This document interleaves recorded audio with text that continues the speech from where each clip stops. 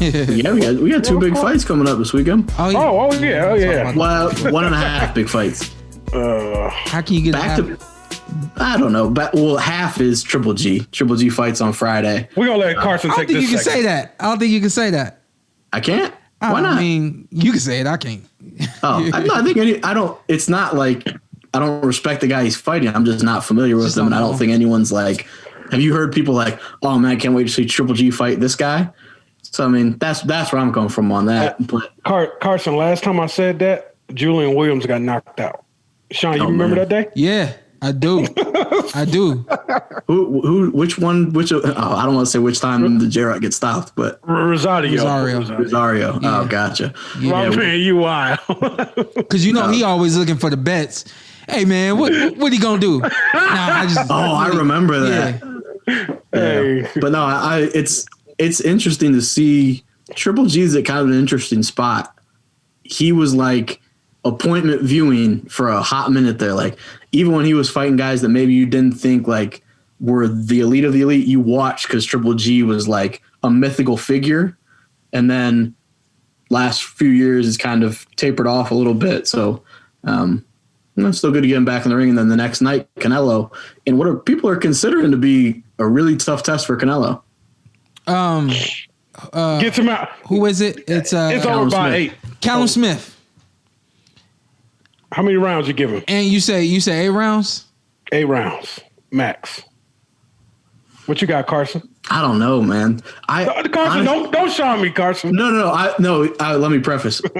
I typically would agree with you. I would say like probably the 6 to 8 range, but people have gassed it up so much, and people that don't typically that don't have a motive to gas it up are saying like, I don't know, Callum Smith might be able to get him. I don't think so, but I'm very intrigued to see maybe what they see in Callum Smith, if that makes sense. Mm-hmm.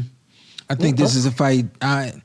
Y'all know me. I ain't about predictions, but I think this is a fight you just kind of want to sit back and see how Canelo performs, especially off of the layoff that he's been on, kind of reintroducing himself to the 168-pound division, and then see what happens. I just think that Canelo is a dynamite fighter. I think he's one of the best fighters in the world. And I find that I just have a hard time seeing anyone be able to control him for the course of 12 rounds, especially if you're not someone who can really move and has a lot of speed and boxing ability and can sustain that for the duration of an entire fight. That's what you need against Canelo. I just don't see. There's really you have to beat Canelo from the outside. Nobody's going to get him on the inside. Triple G, I don't even think has come close to beating him on the inside, but people who have scored one, if not both of those fights, a draw or possibly for Triple G, they saw Triple G being able to hustle and beat him to the punch on the inside. I just think that when Canelo's on his game and he's not allowing you to do the things that you want to do, he's going to be very hard to beat, especially on the inside where I think most guys can only fight him at. There's a select few.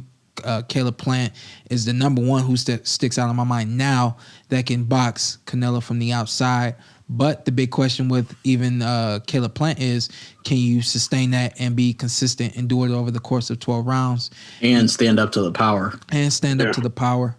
Take some shots. Make him miss and make him pay. That's the name of the game. And I think especially for Canelo, you have to be a wizard at making him miss and making him pay. Don't tell me you didn't enjoy what you saw, because I know you did. What you need to do now, hit that subscribe button, hit the like, hit that notification button. Check us out every week, every Tuesday, something new for you right here on the Porter Way Podcast.